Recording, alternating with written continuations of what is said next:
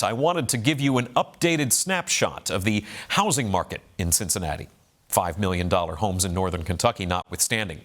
Check out this report from just a couple of weeks ago. So when people ask you, is now a good time to buy a home in greater Cincinnati, what do you say to them? So the answer is yes, if you are the right buyer, if the scenario fits you, right? Yeah. So according to the Realtor Alliance of Greater Cincinnati, inventory is up roughly 30%.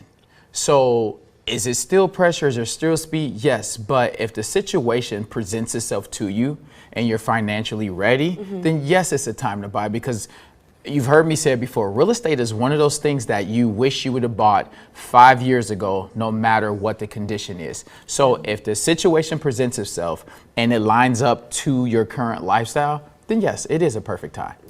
That is Daniel Shepard on Fox 19 earlier this month. We know that the Cincinnati area has had reports for a while now of scarcity when it comes to housing inventory. That is still the case, but more recent reporting has that figure stabilizing. Take a look at some stats from the Cincinnati Realtors Alliance.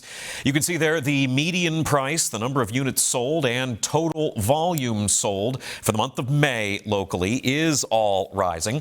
Active inventory right now is up nearly 19% from where we were in May of last year. New listings are up now versus last year as well. Redfin.com says that the Cincinnati housing market is in a balanced but loosening phase, and housing prices locally are still coming in significantly lower than the national average. We talk about it a lot on this show. That is one of the biggest things that makes the Midwest attractive, a lower cost of living. Those stats are backed up by an interesting tool that I found on Realtor.com. Take a look at this. It's a market clock to sort of indicate cycles for the housing market. 3 o'clock there is the indication for the Cincinnati area.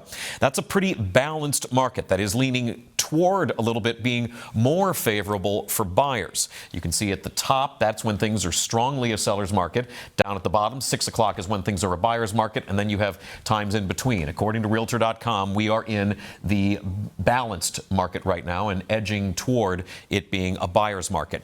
Now, when it comes to rent, that's still pretty high, averaging over $1,400 a month. So many renters in a position to own a home instead are making that transition if they're able.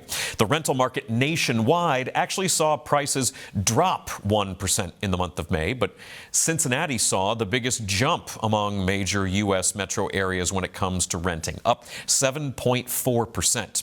Experts attribute Cincinnati's surge to limited multifamily construction that has kept supply tight despite a national apartment building boom.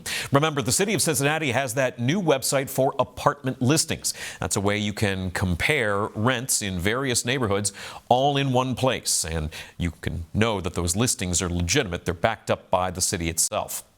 One other useful stat when it comes to houses for sale in various neighborhoods on Realtor.com is a breakdown of neighborhood prices. Realtor.com with a list of pricing for different parts of town, and just like how price tags at the grocery store show you how much something costs per ounce, you can see there what's being charged per square foot. Listings for Westwood, West Price Hill, Over the Rhine. You can see where Oakley is coming in on listings per square foot. Over the Rhine also at over $300 per square foot. You can sort of see the way that all shakes out. I think that's a useful tool. Also note that there's a category for median rental prices in a given neighborhood as well. One other thing to consider when it comes to Cincinnati housing, regardless of what you're paying per square foot, is interest rates. That's something that the president talked about recently as Congress passed a bill that was massively supported by both parties, which is obviously a rarity these days, and it puts limits on private equity owning homes. That's something we have seen really affecting supply in recent years. Don't have a signature on that bill just yet. That's related to some political posturing over a bill that would put new restrictions on voting. But in the same breath, we did just get a new Bank of America survey this morning that I was going over. This is a snapshot of the housing market as from the perspective of Bank of America. It says more than 6 in 10 respondents to that survey say that home affordability is still the biggest barrier that they face in the housing market this year. That is up from 46% who said the same thing last year. 71% of respondents said they expect prices and interest rates to fall. They are waiting until then to buy a home.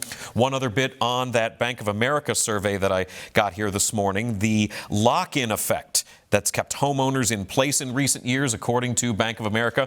They say that appears to be easing. 52%, just over half of current homeowners who were in the survey, said they did expect to buy another home. About 22% of them expecting to do that this year. That is up from the number of folks who did that last year. That is a snapshot just on some current things that Bank of America found. Do have one other bit on that from Redfin, where the cost of a starter home has gone up. Redfin says that in separate research, back in 2012, the typical median sale price for what Redfin defined as a starter home was $95,000. This is a nationwide survey. That price rose to $165,000 and change in 2019 and hit $250,000 by the year 2024. That is a tremendous jump in the cost of what is considered to be a starter home. All these factors set the stage for Cincinnati's housing environment, along with one other thing, and this is an important one: emotion. People just looking at homes can easily fall in love with a house. Folks who are tired of a basement that routinely floods or neighbors that they just don't get along with can be easily motivated to sell as well. One other thing, getting back to that $5 million home that we had listed in Northern Kentucky, Tasha Klaber of Sibsey Klein spoke with the Business Courier about the luxury housing market, a slightly specialized subset in there, saying that buyers have become more selective, but things are still strong for exceptional properties that are both priced appropriately and marketed effectively. That's a nice feature, being able to market things. That's why they're doing that charity fundraiser right there. In Northern Kentucky, she said that inventory at the luxury level remains limited, especially for newer custom-built homes.